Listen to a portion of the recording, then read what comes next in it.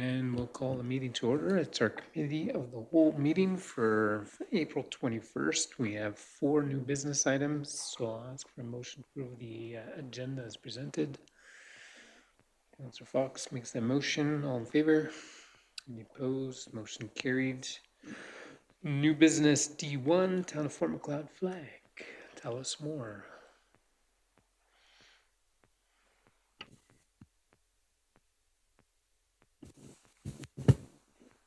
Thank you, Mayor and Council. So we have brought forward the flag. There's a copy in everyone's packages. Currently, we are at the point where we need to order more flags. The flags in this country get worn out pretty quick. So there was some discussion on whether or not we were committed in maintaining this current flag to move forward just with getting more copies, or whether we needed to investigate a slight rebranding or change. But yeah, we wanted to bring that forward to council today to see, to get some initial thoughts on where to go next. Anyone have some initial thoughts on the Fort Macleod flag and how critical it is to keep what we have, or if there is an opportunity for a little bit of a rebrand? We've done pretty much all the other rebranding, so I think the little flag is, personally, I think it's overdue for a relook, but any other thoughts? Councillor Patience, you're probably the oldest member of council with experience of the flag.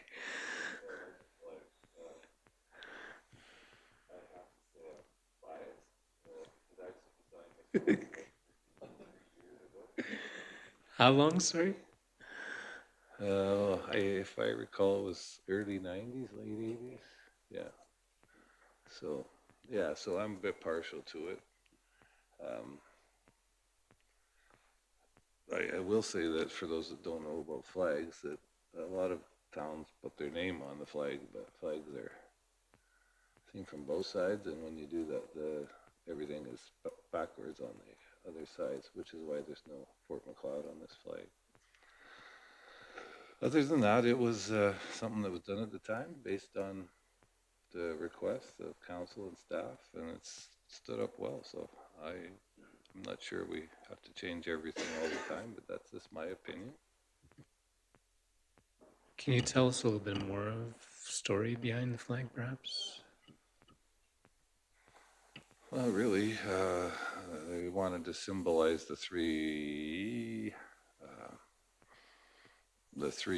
symbols, one native, one fort history, and one the Main Street, and wanted the buffalo jump incorporated, which is why the buffalo cloud.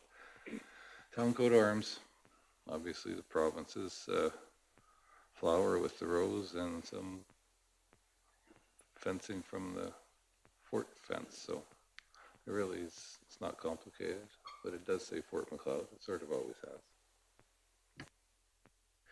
Sorry, the buffalo, is that the cloud shape? Yeah, okay. I would never have actually thought of that as a buffalo, no. Personally, no. Now that you say it, it's like, okay. Okay. Any other thoughts? I had a few thoughts about it. I appreciate Councillor Patience' insight, and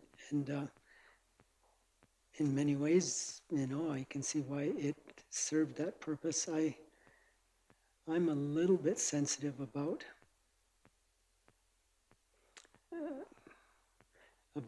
the TPs. I'm a little sensitive about cultural appropriation. I'm not sure that the fort is the thing that now defines us as much as it may have in times past. And so I'd be open to consider some alternatives at this stage. Yeah. Councillor Monteith. I didn't realize it was that old, but when I first looked at it, it's somewhat similar to what our logo is, which in my mind is fairly important. So, I don't mind it, and I don't really want to go through another process of figuring out a flag. If we think that the TPs are an issue, then we should find out. And if it is, then we deal with it. If not, go for it. Councillor Patel.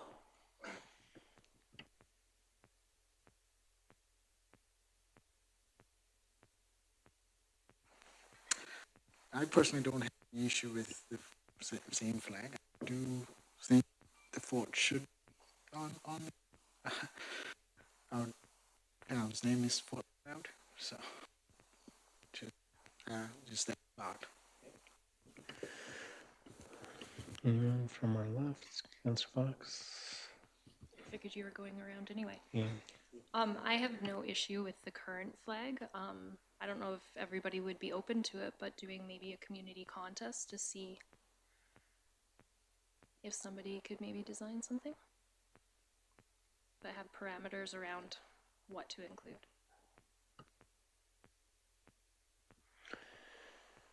Yeah, Councillor Poitras, anything from you? Oh, sure. Yeah, I'm pretty neutral on this. I like this design. I think it serves its purpose. Again, just sensitive of going through that process of redesigning, and certainly we don't want it to be a huge financial burden to rebrand or redesign a new flag. I did like the town contest idea. That might be fun to do. And so, yeah, I am kind of neutral. I would be okay if we kept this flag for simplicity's sake, but I'm also open to exploring some options. All right. Yeah, if we did, we could either start by asking for feedback on our current flag, and then after that, determine. But it's a community flag, really. I don't know that it's a council necessarily that we want to make a full decision on if it looks different or not. So, I don't look at the flag all the time. I think once a year at AUMA, we might see it on the screen. That's probably the most I see it. I was gonna ask, when is it flown? We're running low, is it just flown here with the other? We'll fly it at the community or Centennial Park. I don't think we have one right now that's up, or is it because this is our last one? Yeah, so I think Centennial Park is generally the only place that it gets flown. At the rodeos, when they do their sponsorship stuff, we are one of the sponsors, so they'll show it then too. But yeah, there aren't a lot of places that it gets flown. So How many do you have to order if you're ordering new? Like, can you order one, or do you have to order 100 at a time, or? Okay. So 20 plus is not bad either, right? So worst case, we can do the 20 for now, because we're gonna need some more time to figure this out, I think, right? But either way, I think it's good to highlight it in the community and make sure it's still relevant for our community. And then if it is, then we celebrate it and keep using it, or we find an alternative. I agree with Councillor Patient. I don't think everything has to be redone, but if it's timely and it needs a little bit of updating, then that's. Is that enough feedback for now? Really concrete answer? So go ahead with the temporary amount of flags and then perhaps consider what options we have to validate the flag? Is that what we're doing? yeah, I think if we get some flags for a little bit of an inventory so that we can keep flying our town flag, and then look for an opportunity to maybe get some feedback, maybe get some consultation. Was it Councillor Monteith, right? Ask some of our our Indigenous neighbors, like, are you guys okay with us having TPs on this flag? Like, those kind of things, like, because we do want to be sensitive to that. So yeah, I think it's kind of get some flags, look for some feedback on the current flag, and, a potential thing in the future. Yeah, I will say honestly, I do like the new logo. Like, that's certainly not that I'm against that, right? So I do caution you a little bit with contests. If you're obligated to use one of them because they don't always, Yeah, you That's know where fair. I'm going with this, right? I'm- Sometimes I'm a use little- elements of one design and then elements of others and put them together, just so you're not obligated to actually use one of them in whole or in part, you know what I mean? But it can be fun, for sure. Lisa?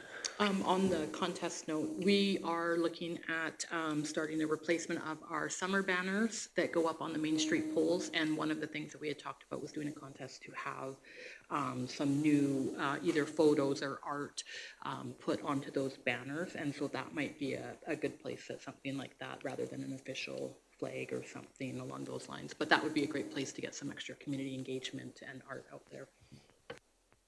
Put like 6 flags on there to see if people know which one's for McLeod's. See if people actually. No, it's good. I think it's good to ask. Okay, well, thank you. Moving on to item 2, community compost and cleanup. And is it Brennan that's speaking to this? Yep. Very good. Thank you. Thank you, Mayor and Council. So this one is presented, I guess, as information, just to make sure everyone's aware. So a little bit of background, the town does provide a compost site. My understanding is that its intention was for grass clipping, leaves, small branches, those kinds of things. There has been some creep in the scope of what that encompasses. So we have seen full trees that are in there. We've also seen this used as a dumping area for various like furniture items and things like that. So there has been a little bit of change to what we're expecting. The town also provides, according to our bylaw 1952, waste management, and this is outlined in sections 7 and 9, a spring and fall cleanup, and that allows the residents to bring things, household items, anything like that. We have a place where you can bring that, you can throw away your garbage. We also have controls for hazardous waste and electronics and those kinds of things. And then also we've incorporated tickets. So if you have a lot of items, then you can get a ticket and then you can put it to the dump, take it to the dump yourself. But it's free of charge once you're there. So there's some potential there. What I found when I started doing some research and when I came in, kind of looking at the cost and what these are, and so we wanted to just make sure we know what these services are entailing. So just as you look into the details of the write-up, so the high-level numbers, the compost site is now running us around 100,000 per year, with the spring and fall cleanups at about 48,000 per year. And there are some details in there that I tried to break it out a little bit so that you saw, so that you can see where those numbers are coming from. And I guess I just we want to make sure that we're looking at kind of the implications of this. One of the big costs for the compost site is managing the full-size trees that are coming in. So they're dropped off at the compost, then we have to cut them up, we have to put them in trucks, we have to haul them away where we can actually do the chipping. And originally the compost site, we have a wood chipper, but it's made for kind of maximum 3 to 4 inch branches. So now we have to bring in another company to actually chip those, and that's where a lot of that cost is coming from, on top of those manners. So this is something, and I guess on a high level, we have talked about some potential solutions as far as mainly the compost site, looking at some additional signage, making it more clear what's allowed in the compost, putting that into bylaws, those kinds of things. We have looked at potential for putting some cameras and stuff like that, but we have had mixed responses from what you can do, even if you catch people on camera. So the cost of that, the monitoring, putting in the power, all those kinds of things. So there's some different options, but we did want to bring this up as we're feeling that there's potential that this can be looked at, and at least consideration for what's happening there. I might. This is a challenge everywhere that has a compost site. I don't know any that take commercial trees from commercial operators, for instance, the arborists. I don't know what the signage is like, Brennan, down there, I apologize, but if it's not heavily stipulated that full trees must be hauled to the landfill, subject to some kind of a littering penalty or something, then we should probably do that, because I personally think the compost pit is a valuable asset. Certainly to me as a resident it is, but I do see a lot of large tree trunks down there, and I think that's unfortunate. So that's not what the site is designed for. And is there some potential to put a camera system in the water or wastewater plant that has wireless cameras, that so you don't have to run power and can just put a cheap security system out there for monitoring? We do have one camera that faces in that direction, so we can see some things, but to actually get good enough so that we could do something about it or call somebody out, I think would need some more extensive. We also have remote ones that aren't directly hooked to like the internet and those kinds of things, but then you do need some cellular service just so you can monitor that and access it. So, but yeah. I think one thing like you're talking about to increase the signage, that's good. It's better if you have a bylaw that stipulates it so that you can do some enforcement. So right now our bylaws, there isn't a lot of detail on what that's for. So that might be something else to make sure that you're following through in all those areas. Do they chip the trees at the landfill? They chip them at the old dump site. No, but I mean, if we're forcing people to take their trees to the dump, are we just not using upper dump space more than we would if by chipping them the way we are now? I guess I'm not sure on that. I'm not sure how they handle that at the dump. Sorry.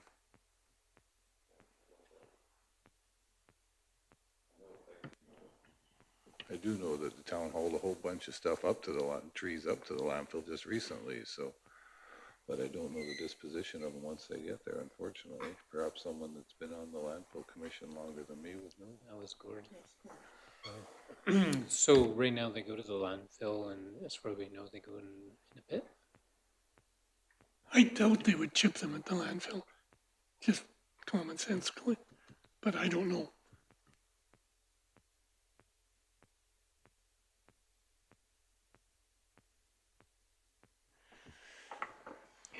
Has the town researched any other options for getting rid of wood scraps? We do have some history where we've tried our own controlled burns, and that's caused problems from what I understand. So that's where we made sure that we were moving into something more sustainable. And so by chipping them, we have opened that out, and there has been communications for members of the community. We've hauled some of the wood chips to the compost site right now, so the residents can use that. We're also going to be using that on some of the town facilities. And then I think it was last year that then we opened it up once kind of the town had their opportunity there, and I think it went to. Do you remember where the majority of those went? Yeah, some community members did take a good chunk because there were a few mountains of wood chips, but in the end, one of the local feedlot operations came and took the rest of them. So what is your request from council today? Just information? Or Can do I you ask wanna- a question first? Yeah, maybe it's Go ahead. just to see where we need to go. Yeah, I guess it is presented just as information, something to think about. So there are costs that are going into our community. We want to make sure that we're providing services. I wanted to present this just as I saw the numbers coming in, just to, I guess, to make everyone aware these are the services we're providing, and this is the cost that it is for our community. So really, if there's direction you want me to research some more or where we want to go, I'll take that, but I wanted to make sure that there was, I guess, visibility. Councilor, Yeah, I'm coming back to, the different services that we provide. I think everyone here, I'm assuming everyone here would continue to support a compost site. What we actually take and how we regulate that is another question. But I also wanted to ask about the spring and fall cleanups. Is there any sense that there's continues to be a huge demand for this? Is that a big cost for the return that we're getting? Is that, years ago that was decided that was the thing we were going to do, and I'm asking the question, is it still something that we need to do? Given the cost of it, is this a cost question that we're looking at? Is this, it's kind of, to me, it's a good time for us to look at whether or not we continue to do all of these things. And if the decision is to do them, then we look at how we can do it more effectively or efficiently. So I'm curious if you have any feedback on, the spring and fall cleanups. Is that a lot of time that the town puts in with not a lot of results? I don't know. Do you have anything you can share on that front? Yeah, so maybe with the spring and fall cleanup there, and I'm not saying these things are bad. Again, just looking at what's the value in there. So the spring and fall cleanup, those do run over a couple days. We have a lot more control over that. So we have town staff that are monitoring when people are coming in. Like, we have rules of what you can bring and what you can't. So we're maintaining that you can't bring in construction materials and just use this as a free dump day, those kinds of things. So I think there is, because there's more direct control on when those events are happening, that there is some good value there. Some of the things like I talked about with the hazardous waste dump, with electronics, I think there is a good response to be able to get rid of those items from different households, and also have that opportunity for those that may not have the vehicles and capacity to take some of those bigger items, but they can just come in town and drop those off. I think that does help as well. We have a feeling that if there wasn't this time that people can plan for, that some of those things might end up in back alleys or in the compost site or other places like that. So I think there is a good purpose there, that we're trying to make sure that there's opportunities when we say keep your lots and keep your back alleys clean, that we also provide an opportunity where people can do that as well. Can you comment on the alley cleanup? And when I say that, I'm referring to compostable materials that are invited to be left in the alley and then picked up. Is that something that we need? I see that as being quite labor intensive to pick it all up again and get it into a vehicle and get it out, when in reality, most of the time, I would think people who have compostables have found some way to get it to the compost site themselves. And in the few times I've seen individuals putting it back there, it's like, oh, I don't have to go to the compost site this time because I can just dump it here. And it's like, but the rest of the year they take it to the compost site. And so I just wondering if that's a service that is, again, more tradition than real need. Yeah, and again, that, like you said, that happens twice a year. We go down every back alley. We have the labor and the equipment that is doing that work. So that, I was trying to see if I'd put on here how many hours that was. Okay. So yeah, there is a cost to that too. Like you said, those are usually, from my understanding, you're getting kind of your Christmas tree type stuff, your branches, those kinds of things, the leaves in the spring cleanup, dumping them over your fence. So yeah, that is gone through, and like I said, that's equipment and manpower to pick that all up, clean it up, and take it to the compost. Thanks. okay, so, yeah, Councilor Purchase. Yeah, just a couple comments. I appreciate that we do these cleanups. I think that it is a valuable service we provide. I enjoy them personally. I tell my kids that spring cleanup is my second favorite day of the year, other than Christmas. um, so, but yeah, if this is more of looking at value and cost thing, I definitely think there's some options there. I know we used to do the cleanups just once a year in the spring instead of doing spring and fall. The back alley cleanup, I often miss that day, and so I take compost to the compost site myself, and so that's one as well that we might look at it. So yeah, so again, I'm in favor of these activities. I think there's a good service, but there's certainly ways we can look at making them a little more feasible for us. With the compost site, I know. I think at one time we had a whole bunch of big trees down there, and we kind of just did hey, free firewood, come take what you want. Would that be something that we look at with bigger trees instead of chipping them? Maybe just cut them up and say free firewood or something like that, if that's a little more cost effective. Again, options to discuss. So that's it. All right, some good discussion. I don't know that we've ever really surveyed or polled any community members on something like this, right? Not that I remember in recent history. So maybe, I know that sometimes that's what value does it have, but on the other hand, sometimes that feedback is appreciated.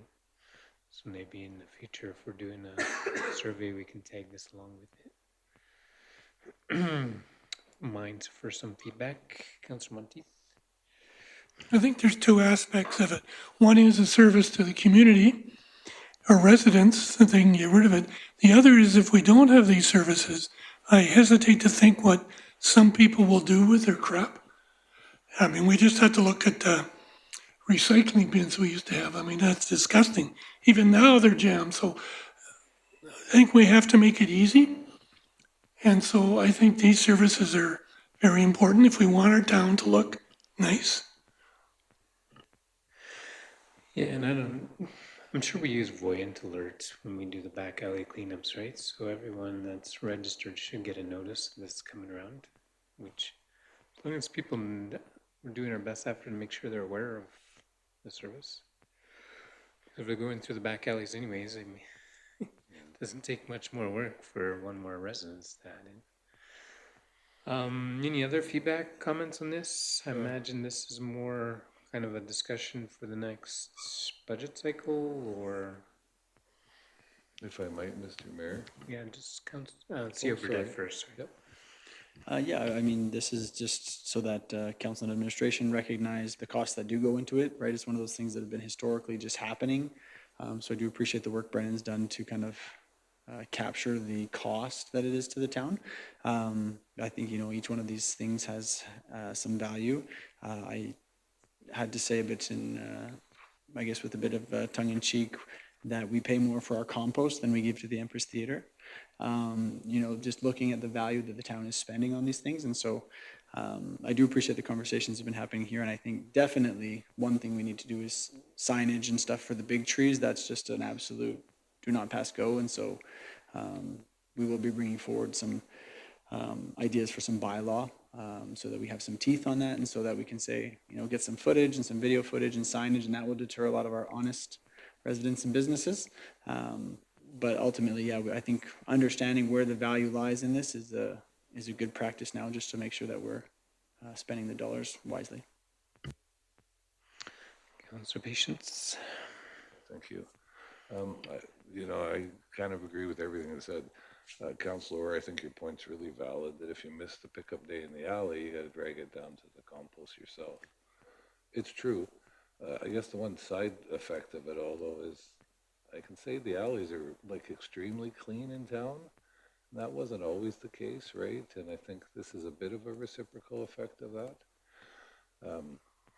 But I don't disagree that people can do it themselves. I do want to say I do like the dump day at the arena, though.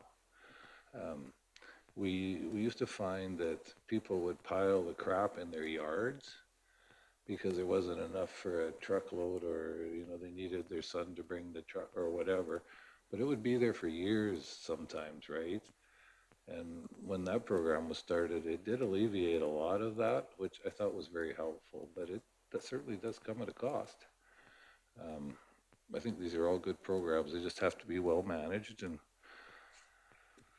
yeah, and I do like Aaron's thought too of, I know there used to be a huge pile of stumps beside the wastewater plant, and I don't know if we hauled those away or if people just picked away at them, but there are a lot of people that may use those for firewood, chainsaw them down a little bit, split them, and if the opportunity's there, why not?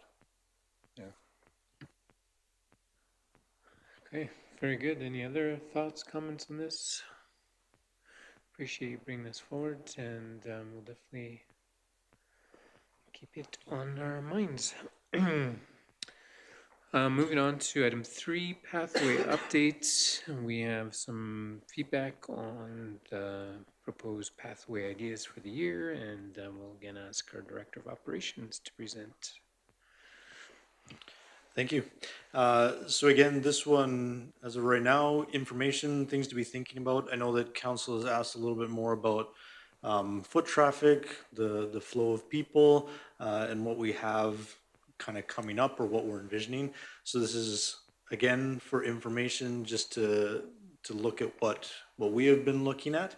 So the development of the town and the flow of people, administration is proposing scheduling and budgeting for basic cleanup of the ice cream shop space. So that's just the lot where the ice cream shop used to be, and prioritizing, the 2027 pathway to connect McLeod Landing and McLeod Meadows to the Centennial Park, and the prioritization of sidewalks for future consideration. And some of the areas that we're looking at is the damages on 26th Ave with the surface damages on the sidewalks. And then also between 6th and 7th Street, and then foot traffic along 6th Ave on the east side of that road. So just some updates. Ice cream shop, the building itself has been demolished and removed.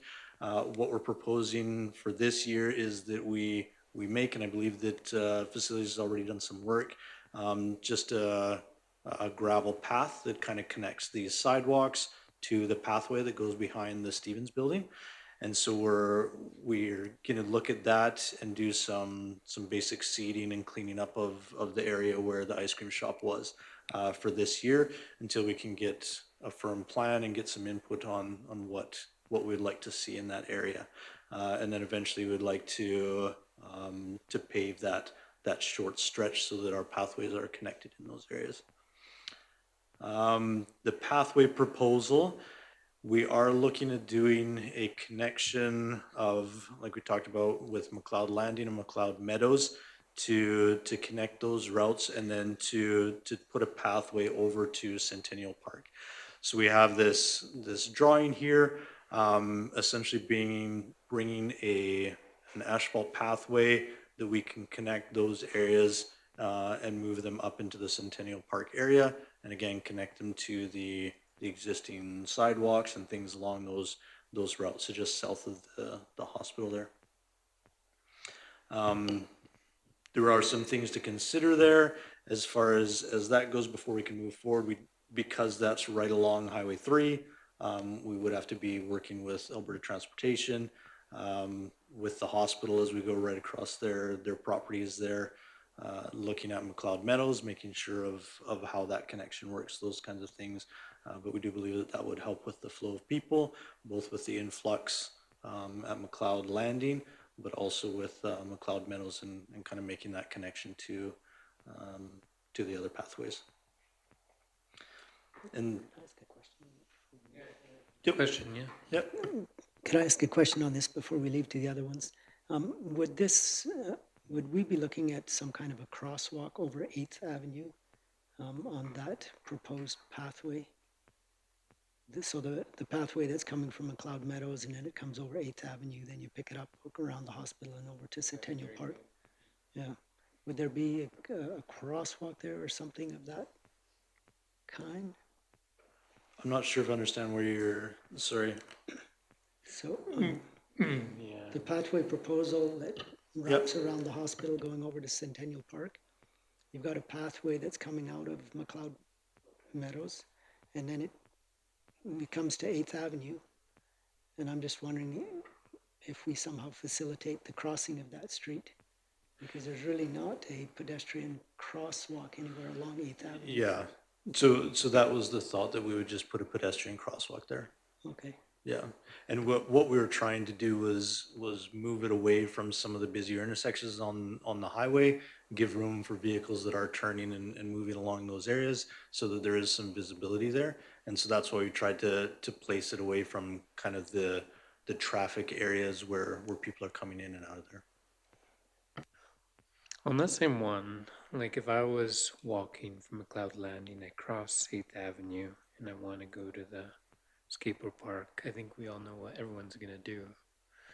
I'm gonna cut the corner. Like path of least resistance, like why would I go to the corner and around? So is there any option to chat with the hospital if we can cut that pathway across right in front of their sign, and then I think it makes it cleaner. Yep, we could definitely talk to them. We were gonna talk to them anyway if we were moving ahead with this, and so we could ask them what They're they never would allow gonna us to use do. that land for anything. Like the only thing is they're all gonna throw the liability word out there, but I'm being cynical again, but government departments are very territorial about their assets. So I think that would be a tough discussion. so ask for forgiveness. Well, maybe, I mean, why different organizations can't work together, I don't understand it, but it never happens. I think it's a suggestion if you're talking to them anyways. Just do it and then. The ditch along that road is quite steep along the highway by the hospital there. That might be a bit encumbering, trying to figure out how to navigate going up and down that. Just a thought. I do like this. This was something we actually had incorporated in the original design over there, and there was reason for it, and that was to get people safely downtown from those developments, right? Well, we have a crossing to the school now going in. We still don't really facilitate anything going the other way. Councillor Fox, when we were at the lodge doing the forums, there was a lot of discussion about the sidewalks around those blocks and lodge residents' ability to use walkers and wheelchairs there, and some of the sidewalk maintenance required in that area. Does this solve that? Yeah, so their biggest concerns were along 26 between 6th Avenue and 7th Avenue, which I believe is what Yeah, you Brendan just had got it mentioned backwards, the further street up. and the avenues there, by the way, 26th Street and 6th and 7th Ave. Yeah, it was down my street, that's why I was like, no. Yeah. But would that resolve, is what they're proposing resolve some of that?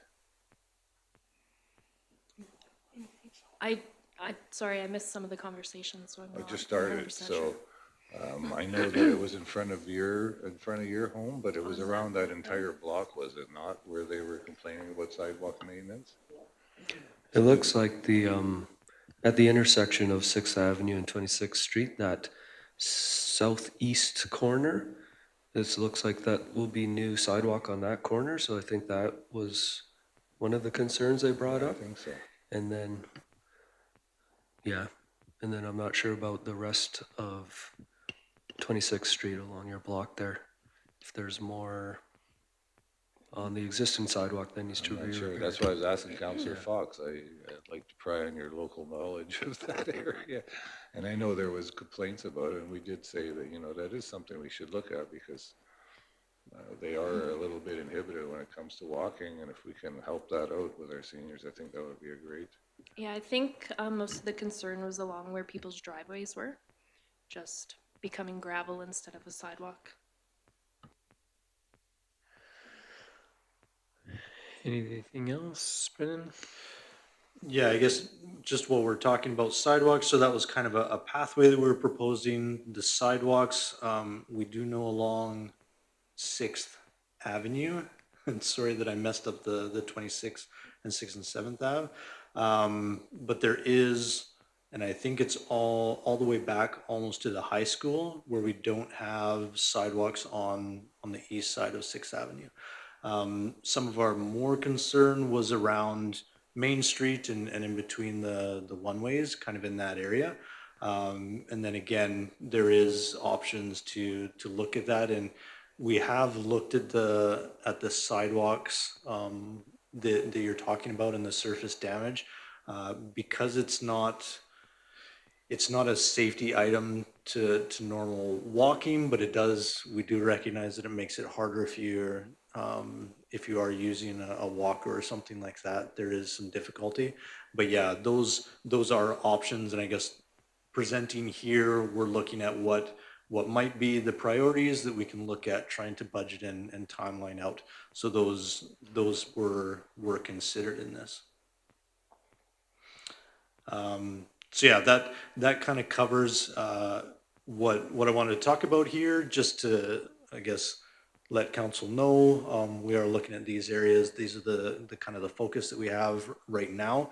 And then as we get closer to budget into next year, then we would look at trying to finalize this, get final pricing and kind of work all the details out.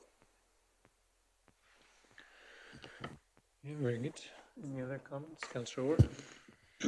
I'm looking at your sidewalk proposal on, where are we here? 25th, 24th, they're just along the east side of 6th Avenue. And I just wonder about how we can facilitate foot traffic, a safer and better foot traffic path for largely kids that are coming from school up 6th Avenue, and then they're cutting across and they walk through the parking lot and then they skip and jump over to the McDonald's. And I'm just wondering, is there anything that we should be looking at to facilitate that? I see you've got, proposed sidewalks along 6th Avenue, but what do we have that can facilitate some foot traffic over to McDonald's area? I know that, to get across the highway, the 18th Avenue interchange, that's going to help, because I see kids walking through there and they'll walk over if they're going to, the fast foods items, they'll typically come that way, but you see lots of traffic coming up and down 6th Avenue, and then they just kind of dance their way through the traffic and whatnot. So I'm just wondering if there's anything we can do there. And I guess that's part of why we were looking at these areas and hoping to, by making sidewalks, and you're right, we still haven't solved the issue with people walking through those parking lots and kind of going to the east towards the McDonald's. But we did want to at least clean up the sides of those streets if Alberta Transportation will let us. But to make those considerations, we were looking at trying to make it so that there was an easy access into the paved areas on those parking areas. But yeah, it's not a clean, this is how you get to the McDonald's by foot. It does at least provide a sidewalk from the school to the parking lot, where now you're crossing the highway and there's no sidewalk anywhere, and you're taking shortcuts or whatever. So it's a good start. And I'd rather them in the parking lot than on the highway or on the street, frankly. So, yeah. Councillor Poitras. Yeah, I guess along those same lines, we did mention before on the south side of 18th Street by Dollarama about the possibility of a sidewalk there. I know since Dollarama has been open, on a few occasions driving past there, I've noticed people walking along the street on that south side there. And so that might be something to put on our radar as well. Future consideration. There, I guess just for awareness, as part of the signalization that's going there, there will be some sidewalk going along in front of the Dollarama and to the corner. and then the flow is pushed because of the distance going across on the south side of that intersection. There is the push to move them to the north across 18th and then across the two highways on the north side of that intersection. So that is part of the plan that they'll be working on with that signalized intersection.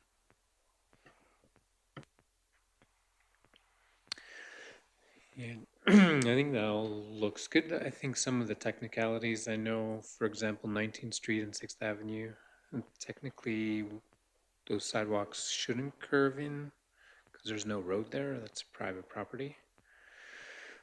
So just keep in mind on that. I know we used to run those, and I've always wondered how you'd put sidewalks in that area because it's kind of a parking lot slash not, yeah.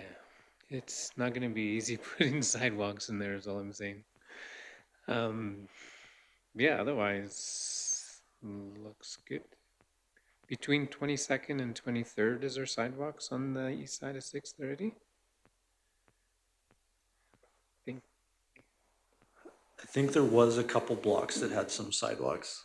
But yeah, mostly it's without sidewalk all the way back to the high school. So I'd have to check on that. there is there? Yes, between 22nd and 23rd, there is a sidewalk on the east side. Yeah, is there just that little one block? Cool. Any other comments on the sidewalks? Either way, I think the town's done a good job in the past just identifying where the priorities are.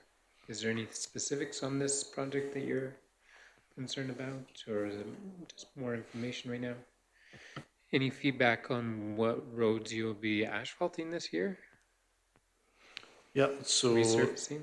yeah, so we're doing the surfacing of the gravel road will be on Charcoal Street, and then going down to Manning and coming across. So that loop over the industrial section, and then the redoing of the road on 20th, right in front of our building here.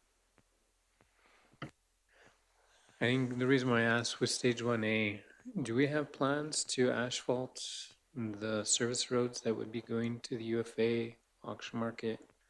Because I think we do need to have that on our radar. So we did look at that last year. When they made the announcement, we decided to hold off, and so that's why we put asphalt on, what is it, 8th Ave, south of 12th. So that's why we changed that a little bit. So we did have engineers come in. We were looking at overland flow of water. We were looking at where the drainage and stuff was going to be. When we found out that the stage 1A was coming in, we weren't sure exactly how they were going to connect.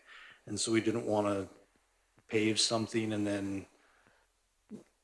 then reduce that traffic completely or have them intersect in there. Also, when we looked at that loop around there is a lot of heavy traffic. So it would be more than just paving. We'd need to make sure of that foundation.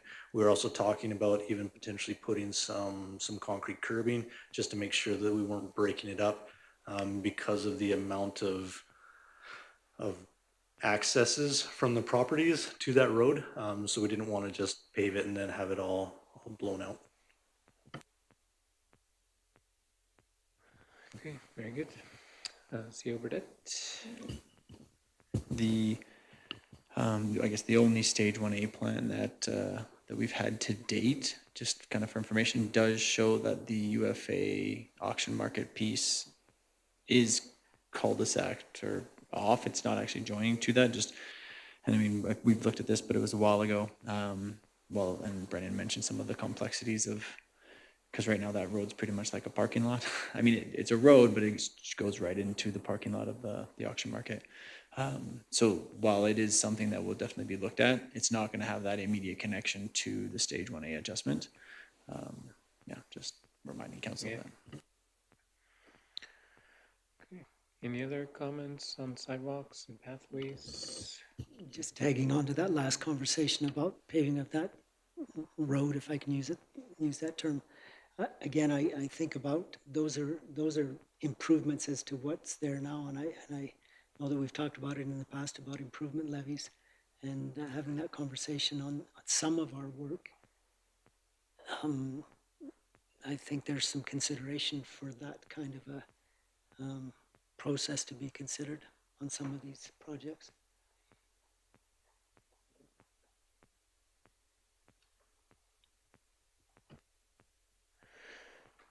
All right, is everyone good on this topic? Then moving on to Lisa's favorite topic, the CAT pilot program. Good evening, Mayor and Council. This is one of my favorite topics. This one is more just to have a preliminary discussion and present council with the draft policy and then the standard operating procedure that is going to be utilized for our pilot program for in-house CAT TNR program. I did want to just provide a little bit of an update. The Canadian Animal Task Force, I have recently spoken with them. They did do a program in Taber. So as soon as I saw that they were working out of Taber, I shot off a quick email to ask them if they were back up to doing municipalities again. And they said they've been on the wait list for quite some time. So they did start with Taber. They've got a really long wait list. We're still on that wait list. They don't expect any openings this year still, but we have been assured that we are still on the wait list, and so we should continue with our program. So I was hopeful that they would be able to get us in this year and could still stick with using their program, but that is not the case. Anyway, so the policy is attached. The policy is quite brief, with most of the meat and potatoes being in the actual procedure and how we're going to run the program and the responsibilities of staff and those who are participating in the program. If council has any direct questions, I'm happy to answer those and have a little bit further discussion. It is consistent with the same type of program that the Canadian Animal Task Force did here. We are looking at trapping, spay and neutering, and then returning to site. We do have some connection with another agency. It's Boomers Haven and Animal Rescue Sanctuary. He has reached out and said that he will work with us as well to place animals.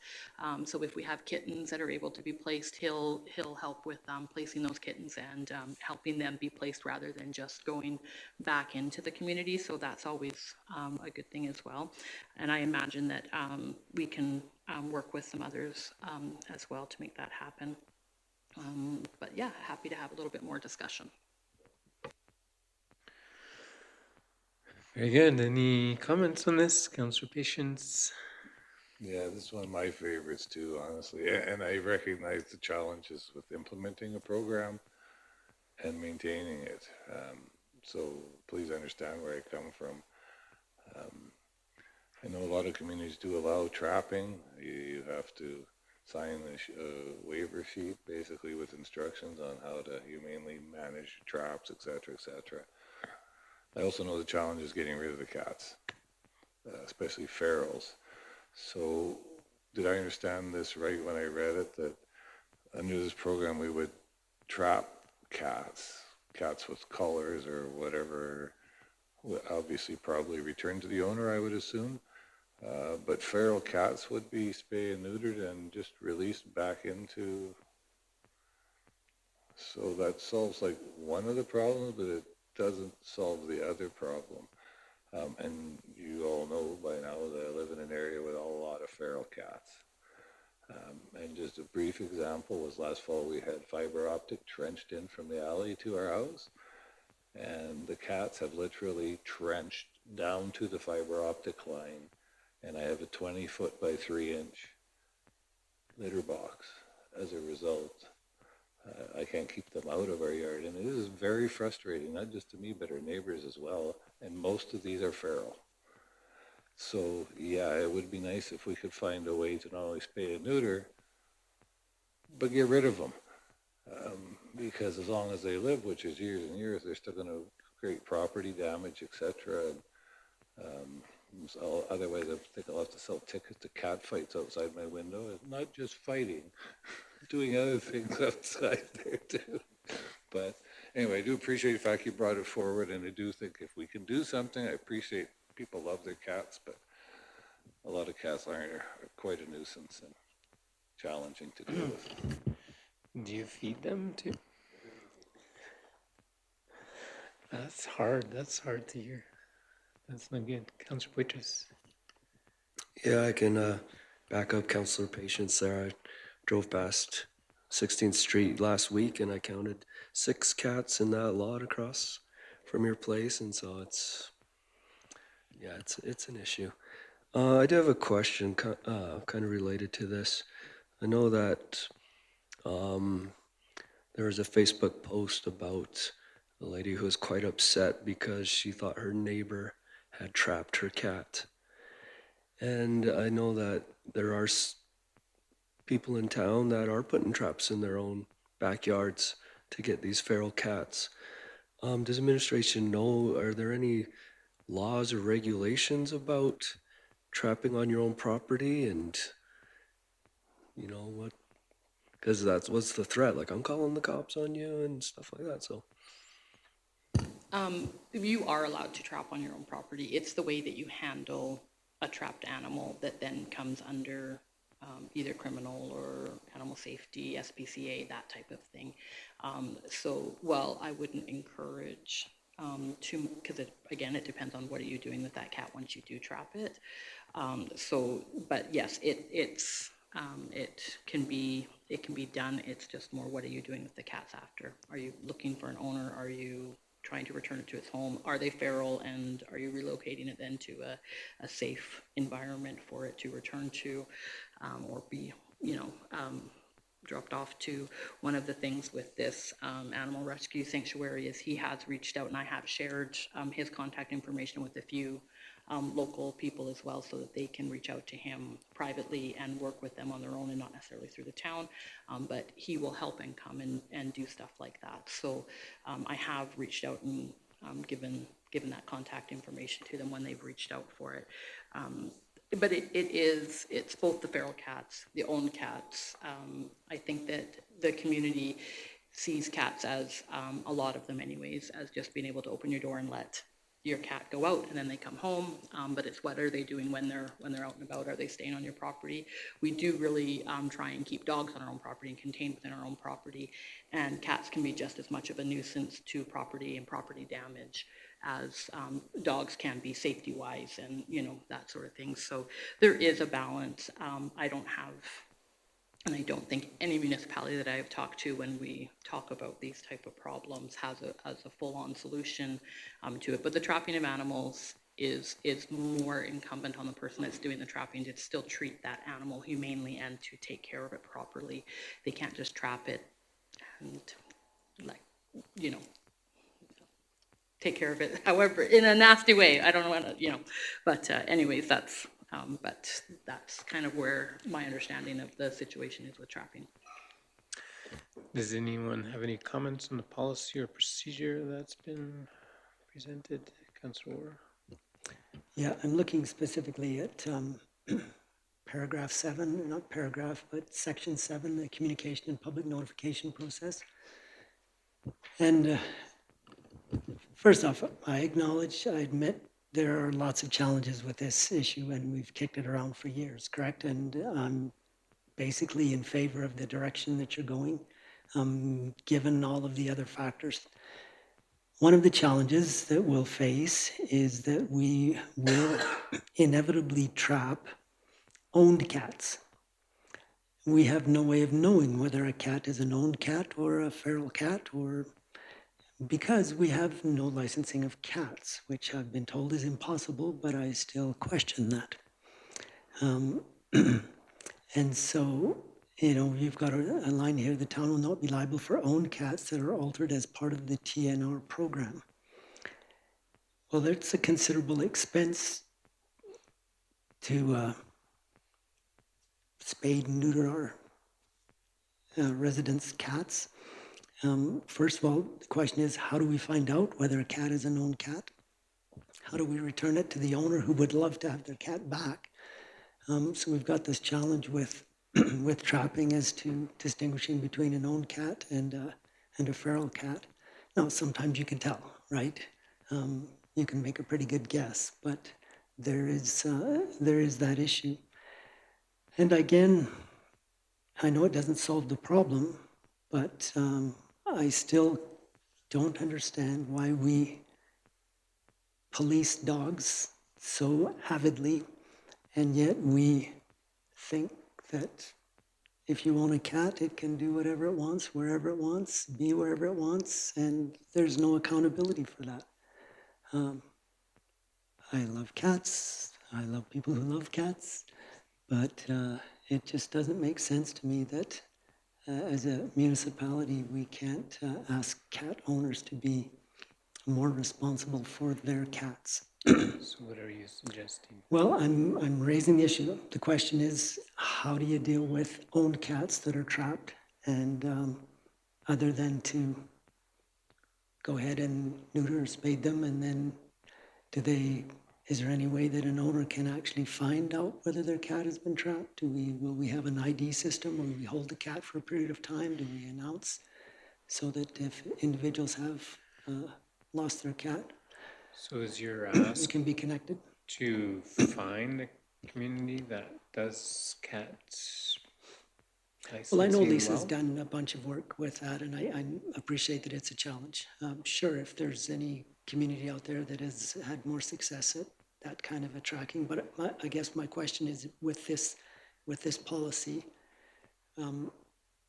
we need to have some way that we can let cat owners know that their cat has been trapped and reunite them, I guess it would be and simple. not incur the cost. Yeah, in some ways, if your cat's not tagged or identified or some way, then Well, there's a that's risk what that you're. licensing does, is it identifies the cat, no?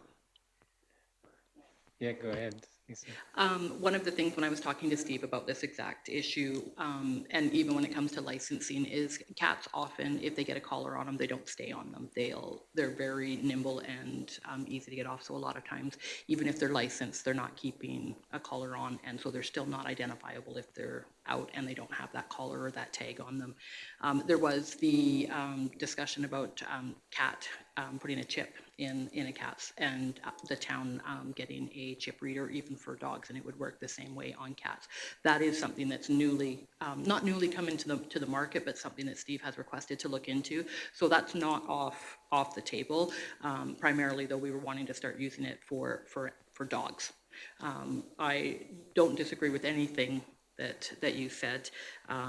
The ability to notify people and do the best that we can to communicate that the trapping is in the area at the time. Door knockers, all of this communication is going to go out previous to the TNR program happening. We only have 4 traps that will be used in this program, and likely, depending on the area and how many cats are in the area, 2 or 3 may be trapped at a time, that type of thing. And we would do our best if it is not displaying the typical feral cat characteristics, the wildness, all of that, we could certainly pause for a bit before they get into the operation itself and go through the TNR program.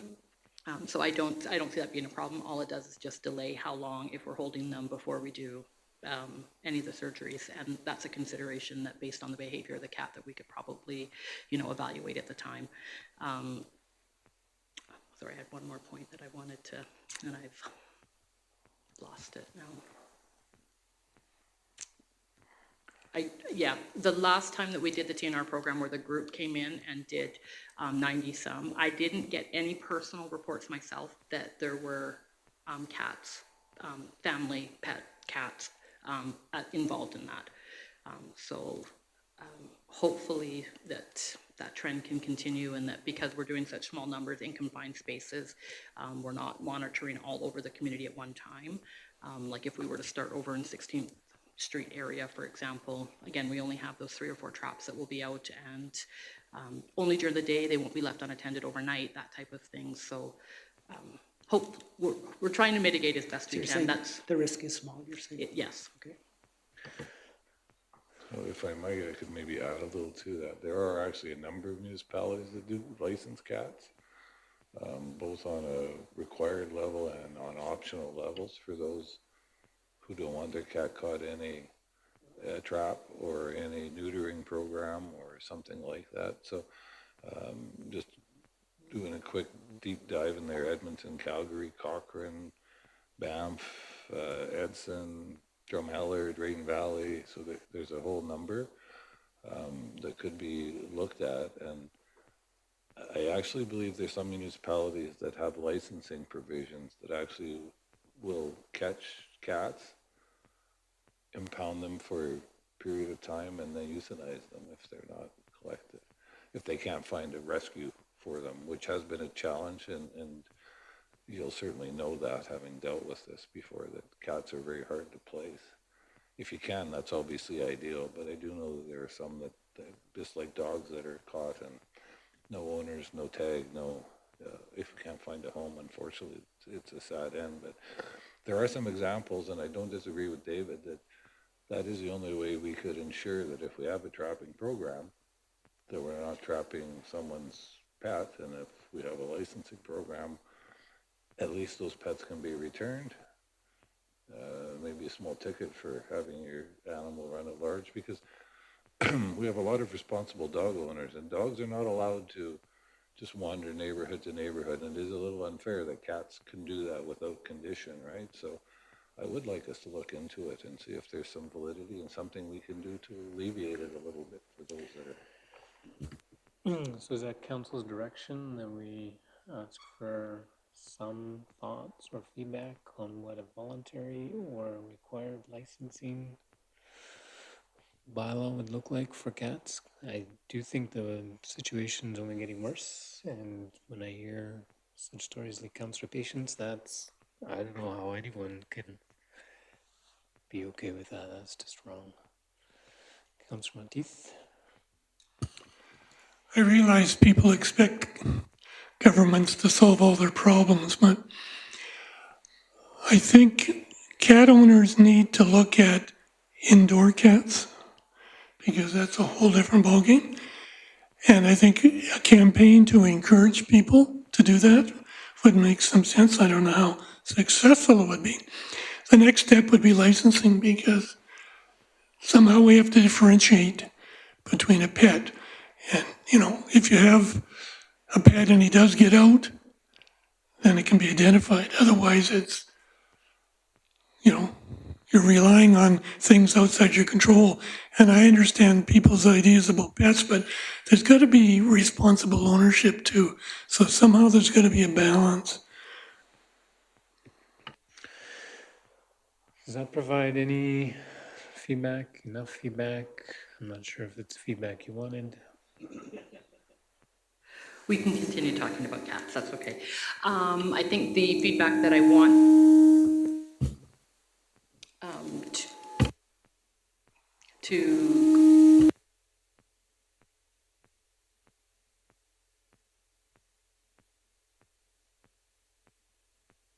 I personally don't I'm think gonna so. try and ask that question again for the sound system. Are we looking at having a licensing program in place before we do the pilot program for this DNR? We do only have the budget to do about 8 to 10 cats this year anyway, so it is a very small portion, but. Yeah, I think we carry on with what you're doing already, but I think the whole licensing thing is something we need to start educating the community on, that we feel like we have no choice at some point. Any other comments? Otherwise, we go for the one in camera item. I'll call for a motion to go in camera for one, what is it called? FOIP legal item. Councilor Patel makes the motion. All those in favor? Any opposed? Motion is carried. Thank you.